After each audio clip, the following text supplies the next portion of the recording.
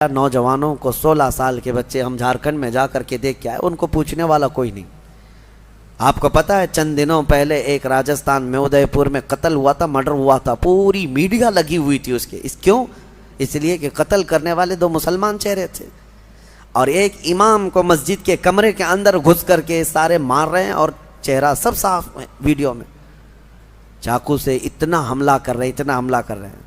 بتاؤ ان کو کون بتاتا ہے؟ کون سی میڈیا؟ اس کی وجہ یہی ہے کہ انہیں پتا ہے کہ یہ مسلمان ابھی کچھ نہیں کرنے والے۔ ابھی میں دیکھ رہا تھا ہمارے صوبہ کرناٹک میں الیکشن ہونے جا رہے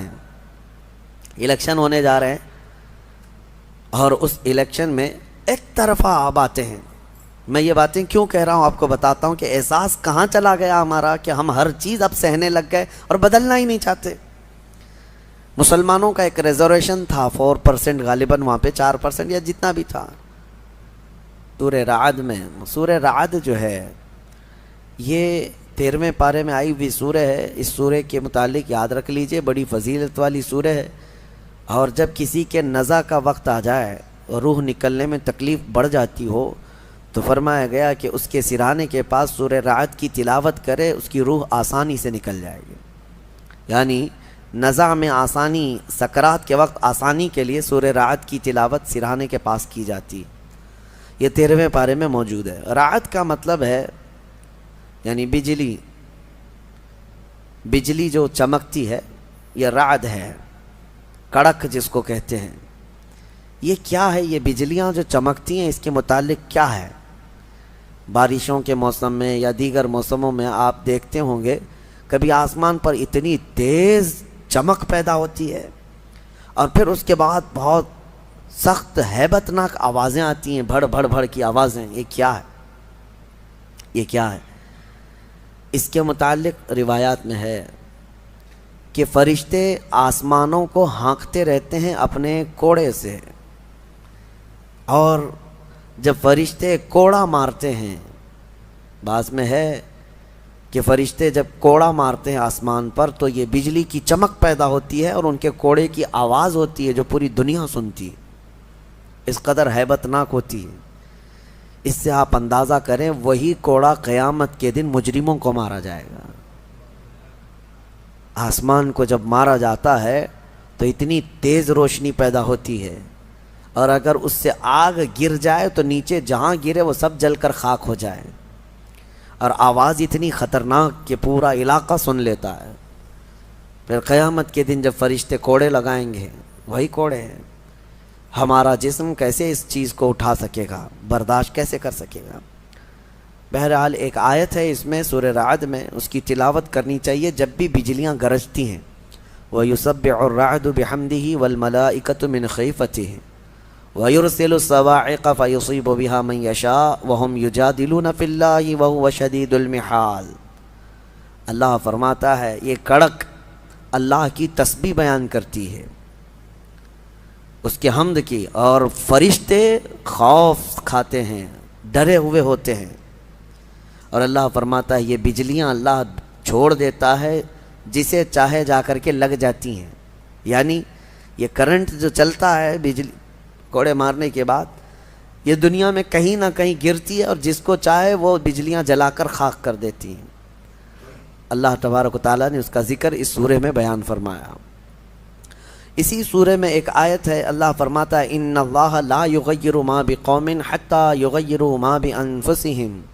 بے شک اللہ تعالیٰ اس وقت تک کسی قوم کی حالت نہیں بدلتا جب تک وہ قوم خود اپنی حالت بدلنے کی فکر نہ کرے۔ قوت فکر و عمل پہلے فنا ہوتی ہے جب کسی قوم کی شوکت پہ زوال آتا ہے۔ سچ کہا ہے، سوچنے سمجھنے اور بدلنے کی طاقت جب ختم ہو جاتی ہے آدمی کی، تب وہ زوال پذیر ہوتا ہے، گرنے لگتا ہے۔ جس کو یہ فکر ہے کہ مجھے بدلنا ہے، اللہ تعالیٰ کی طرف سے اس کے لیے دروازے اور کھولے جاتے ہیں۔ کچھ لوگ یہ سوچتے ہیں یہاں بیٹھ کر کے میں متقی بن جاؤں، میں بیٹھ کر کے اللہ کا ولی بن جاؤں، میں کچھ کام نہ کروں اور مجھے ہر گناہ سے بچنے کی عادت ہو جانا چاہیے۔ ایسا کیسے ہوگا؟ تمہیں شوگر سے بھی بچنا ہے اور بی پی سے بھی بچنا ہے، لیکن روز 1 کلو شکر بھی کھاتے ہو، 1 کلو نمک بھی کھاتے ہو، کیسے ہوگا؟ تمہارا خود کا عمل تمہاری کوشش جب تک نہ ہوگی، اللہ تعالیٰ فرماتا ہے ہم نہیں بدلیں گے ان کی حالتوں کو. اور جب تم بدلنا چاہو گے تو اللہ کیسے بدلتا ہے پتہ ہے؟ اللہ اکبر، حدیث قدسی ہے، اگر تم ایک بالش بڑھ کر کے آؤ گے، اللہ فرماتا ہے 10 قدم بڑھ کر کے تجھے لے لے گا. اللہ کی رحمت 10 قدم آگے بڑھ کر تجھے لے لے گی. تم چل کر کے آؤ گے تو اس کی رحمت دوڑ کر کے لے لے گی. لیکن شرط ہے کہ تم بدلنا چاہو. تم نے اگر جس دن یہ ارادہ کر لیا، عزم کر لیا، اللہ کی طرف سے مزید دروازے کھولے جاتے ہیں. لوگ یہ کہتے ہیں نا توبہ کرنے کے بعد بھی پھر وہی ہوتا ہے، چھوٹتا نہیں. مسئلہ توبہ کا یہ نہیں ہے کہ گال پہ تھپڑ مار لینا. توبہ کا یہ ہے عزم کرنا، پکا ارادہ کرنا، اور اللہ سے یوں عرض کرنا کہ تیرا وعدہ ہے کہ جو بدلنا چاہے، جو بڑھنا چاہے تو اسے بدل دے گا. میں بدلنے کے لیے آگے بڑھ رہا ہوں مولا، اب تو رحمتیں بھیج. پھر دیکھو کیسے نہیں بدلتے. اللہ تمہیں توبہ پر دوام عطا کرے گا. پھر کبھی بھی قدم پھسلے گا، اللہ تمہارے لیے مدد نازل فرمائے گا. زندگی ہے، آخری سانس تک کچھ نہ کچھ خطائیں ہوتی رہتی ہیں، قدم جب بھی پھسلے گا لیکن مولا تمہیں توبہ کی توفیق ضرور عطا کرے گا. اسی لیے کوشش پہلے خود کے بڑھنے کی ہو، خود کے بدلنے کی ہو. ایک بات یاد رکھیں، ہمارے معاشرے میں اچانک کوئی ہوا نہیں آئے گی جو سب کو پرہیزگار بنا کے چلی جائے گی. ہمارے محلے میں کبھی ایسی بارش نہیں ہو جائے گی کہ اس بارش میں جتنے بھیگ جائیں گے سب اللہ کے ولی بن جائیں گے. نہیں، پرٹیکولر ہر ایک کو بدلنے کی کوشش کرنی ہوگی، تبھی انقلاب آتا ہے. ایک ایک آدمی بدلنے کی سوچے اور پھر دیکھے انقلاب آتا ہے. ریولیوشن یوں ہی آتا ہے، لوگوں کی چینجنگ سے آتا ہے. میں آپ کو بتاؤں، بدلنا چاہے تو اللہ تعالیٰ کیسے بدلتا ہے. آپ نے سنا ہے بشر حافی کے متعلق، بغداد میں شراب کا کام کرتے تھے، شراب کا کاروبار تھا. ایک بار انہوں نے ایک تحریر جس میں بسم اللہ لکھی ہوئی تھی، وہ زمین پر کیچڑ میں گری ہوئی تحریر کو اٹھا کر چوم لیا اور گھر پہ لا کر اوپر رکھ دیا. اللہ کو یہ ادا پسند آئی. اور اس کے بعد اس زمانے میں موجود ایک بزرگ کے خواب میں میرے آقا صلی اللہ علیہ وسلم تشریف لائے اور کہا جاؤ بشر کو اللہ کا سلام پہنچاؤ، جبکہ وہ شراب کا اڈا چلاتے تھے. تو اس بزرگ نے یہ سوچا کہ میرا یہ وہم ہوگا. 3 دن مسلسل خواب دیکھا، اس کے بعد آ کر کے بشر سے کہا اے بشر مجھے نہیں معلوم، لیکن مسلسل 3 راتوں سے میں خواب میں رسول اللہ کو دیکھ رہا ہوں، اللہ کی طرف سے تجھے سلام پہنچانے کا حکم فرما رہے. تھے تو مسلمان لیکن بھٹکے ہوئے، راستہ چینج تھا. اسی وقت اپنے شراب خانے سے باہر نکلے، چیخ مار کر کے یوں عرض کرنے لگے مولا تو یقیناً رحیم و کریم ہے، ستار ہے. ایک بسم اللہ کے ٹکڑے کی میں نے عظمت کی اور تو رب العالمین مجھے سلام بھیجتا ہے. لیکن اتنا ہی نہیں کہ ایک سلام آیا اور پھر اس کے بعد اپنا دھندا چلتا رہا. بشر حافی نے عزم کر لیا تھا، ارادہ کر لیا تھا کہ پلٹ کر کے میں اپنے اڈے کو دیکھوں گا نہیں. وہاں سے جو نکلے ننگے پیر نکلے اور زندگی بھر ننگے پیر ہی چلتے رہے. پھر چپل پہنے ہی نہیں، کیونکہ چپل چھوڑ کر کے باہر آئے تھے اس بزرگ سے ملنے کے لیے، اسی حالت میں نکل آئے. تو جب کسی کا پکا ارادہ ہوتا ہے تو اب اللہ تعالیٰ نے ان کے لیے ایسے دروازے کھولے، اللہ اکبر. وہ بغداد کے قطبوں میں شمار ہوئے ہیں، قطب الاقطاب تھے، اللہ کے ولیوں میں تھے. اور حد تو یہ ہے کہ ایک بزرگ نے دیکھا بغداد میں ایک کتے نے راستے پر پیشاب کیا ہے، پخانہ کیا شہر کے راستے پہ. اس بزرگ نے فرمایا جاؤ دیکھو آج بشر حافی کا انتقال ہو گیا ہوگا. تو لوگ جا کر کے معلوم کیے تو صحیح میں اسی دن حضرت بشر حافی کا انتقال ہوا تھا. اس بزرگ سے پوچھا گیا آپ کو کیسے خبر ہوئی؟ کہا کہ جب تک بشر حافی زندہ تھے پورے بغداد کے کسی راستے پر کوئی جانور پیشاب و پخانہ نہیں کرتا تھا، اس لیے کہ وہ ننگے پیر چلا کرتے تھے. اللہ نے ہر راستے کو ان کے لیے پاک کر رکھا تھا. یہ ہے رحمت الہی. جب بدلنا چاہے بندہ، مولا اس کے پیروں کو بھی چلنے کے لیے پاک راستے عطا کرتا ہے. میرے عزیزو، اسی لیے اعلیٰ حضرت نے ترجمہ بھی کیا کیا اہدنا الصراط المستقیم کا. کیا اللہ تو سیدھا راستہ دکھا، نہیں چلا، کیونکہ اب میں چلنے کی کوشش کر رہا ہوں. میں آ گیا ہوں، نماز میں آیا ہوں، یہ سیدھا راستہ ہی تو ہے، لیکن اب آگے اے مولا تو چلا. جس کی بھی یہ دعا قبول ہوئی مولا کریم اس کو آخری سانس تک ہدایت پر رکھے گا، چلائے گا. لیکن میرے عزیزو بنیاد یہی ہے. قرآن کی یہ آیت ہمیں بتاتی ہے تمہاری طرف سے شروعات ہو, پھر اللہ کریم کی طرف سے رحمتیں کھل جائیں گی. گھر میں بیٹھ کر کے صرف لوگ جو آسان نسخے چاہتے ہیں, واٹس ایپ میں دیکھو ابھی وظیفے بھرے ہوئے ہوں گے ہر جگہ سے. انسٹا میں, واٹس ایپ میں اتنے وظیفے آتے ہیں جو اللہ کے ولی بنا دیں گے 2 گھنٹے کے اندر. یہ پڑھنے سے وہ ہو جائے گا, وہ پڑھنے سے یہ ہو جائے گا. دوسروں کا مال کھاتے رہو اور وظیفے کرتے رہو, لوگوں کو ٹوپی ڈالتے رہو اور یہاں 100 وظیفے پڑھتے رہو.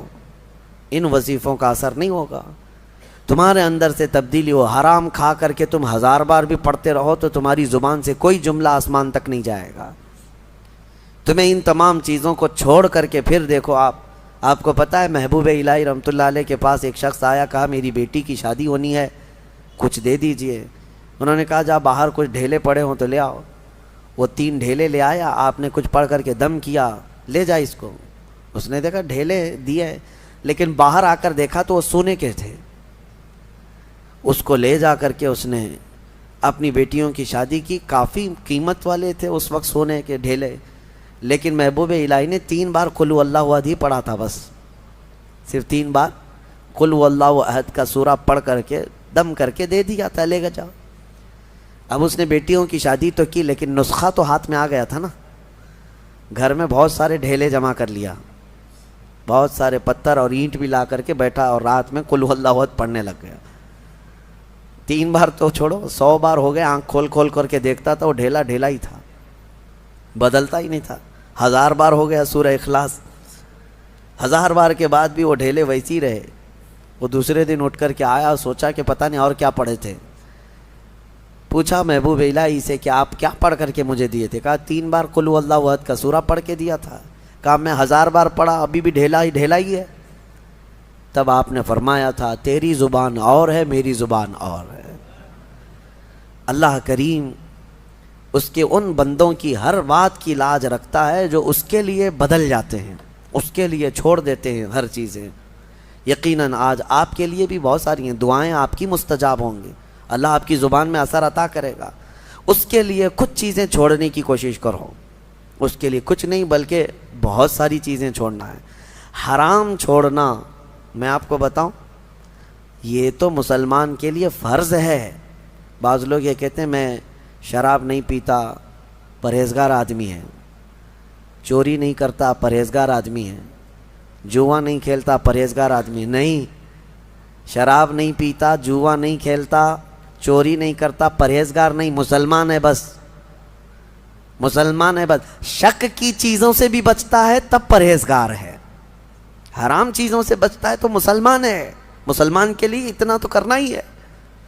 جو شک والی چیزیں ہیں ان سے بھی بچتا ہے تب وہ اتقیاء میں ہے, پرہیزگاروں میں ہے. بہرحال اللہ کریم ہمیں خود کو بدلنے کی توفیق عطا فرمائے.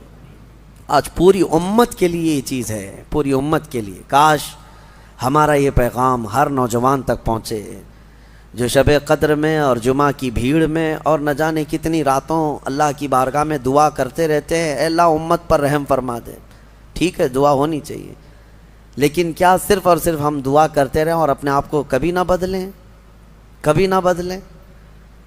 جتنے لوگ اس بھیڑ کی دعا میں شامل ہوتے ہیں تو پھر وہ اپنے آپ کو تبدیل کیوں نہیں کرتے؟ اللہ کی بارگاہ میں مانگ کر تو جاتے ہیں بھیک, فجر میں نہ نمازوں میں ان کا کوئی شمار ہے, نہ پھر رمضان کے احترام میں ان کا کوئی حصہ ہے. مجھے یہ بتاؤ, شوق سے ویڈیو ادھر سے ادھر پھیلاتے رہتے ہیں. ایک ویڈیو پتہ نہیں کتنا سرکولیٹ ہوتی ہے. ابھی میں دیکھ رہا تھا ایک امام کو کچھ آتنکی بھگوا لوگ چاقو سے ایسے قتل کر رہے ہیں, بے دردی کے ساتھ مار رہے ہیں, خون بہہ رہا ہے, داڑھی بھی کاٹ دیا, سب کچھ کر رہے ہیں, اور یہ سارے واٹس ایپ پہ گھومتی رہتی ہے ویڈیوز. اس سے پہلے بھی دیکھا ہوگا آپ نے بہت سارے اس طرح سے ظلمن مارنے والی ویڈیوز. دیکھا فارورڈ کر دیا, دیکھا فارورڈ کر دیا. کیا اتنا احساس بھی مر گیا کہ ان تمام چیزوں کو دیکھنے کے بعد خود کو بدلنے کی کوشش کرتا؟ شاید یہ میرے شامت اعمال کی وجہ سے یہ حالات بنتے چلے گئے ہیں. کتے آج شیروں کی طرح کام کرنے لگ گئے ہیں. وہ ہیں کتے لیکن وہ ڈرا رہے ہیں ایسے جیسے کہ شیر ہوں, اور جو محمد عربی کے شعر تھے وہ ایسے سوئے ہوئے ہیں، ایسے سوئے ہوئے ہیں کہ وہ بدلنا نہیں چاہتے۔ اسی لیے شاعر نے بہت پہلے ایک بات کہی تھی، جگہ جگہ کے تھک چکے ہیں تمہیں یہ ہنگامے ہیں۔ یہ روز جو ہنگامے ہو رہے ہیں یہ روز جگا رہے ہیں، اور یہ ہنگامے ہی تھک چکے اب تم کو جگہ جگہ کے۔ نشاط لذت خواب کی راہ بدل ڈالو، غلط روی سے منازل کا بہت بڑھتا ہے، مسافروں رویش کارواں بدل ڈالو۔ تم اگر ٹیڑھا چلتے رہو گے تو منزل لمبی ہو جائے گی، تو چلنے کا طریقہ بدل ڈالو، جو سیدھا راستہ ہے اس پر آ جاؤ۔ کیا اس بات پہ حیرت نہیں ہوتی ہماری بچیوں کی عزت لوٹ لی جاتی، ہماری خانقاہیں برباد ہوئیں، مسجدوں کو توڑ کر کے مسمار کر دیا گیا، لوگ خوشی سے وائرل کر رہے ہیں۔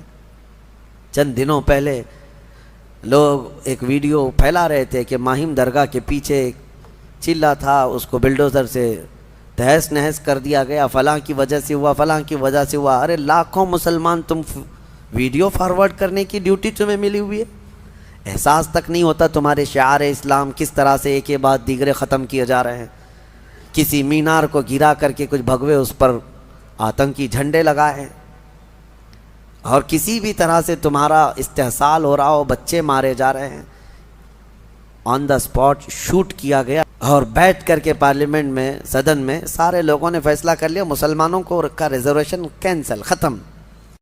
مسلمانوں کا ریزرویشن ختم کر کے وہ دلت طبقے کے کئی برادریوں میں اس کو تقسیم کر کے دے دیا گیا۔ میں بات بتا رہا ہوں، مجھے کسی ریزرویشن کی ضرورت نہیں، لیکن کیسے یہ درندے ننگا ناچ ناچتے ہیں اور سارے لوگ ہمارے منظر دیکھتے رہتے۔ بانٹ کر کے دوسرے طبقوں کو دے دیا گیا، دوسری برادریوں کو، لیکن ایک سماج ہے، ایک برادری ہے جس کو 2.5% بڑھا کر کے دیا ہے گورنمنٹ نے، پہلے سے آلریڈی ان کا ریزرویشن تھا، 2.5% اور بڑھا کر کے دیا، لیکن اس کے باوجود وہ پوری برادری کے لوگ سڑکوں پر آئے، توڑ پھوڑ کیے، بڑے بڑے نیتاؤں کے گھروں کو گھیرا کر لیے، صرف اس لیے کہ ہمیں کم بانٹا گیا ہے۔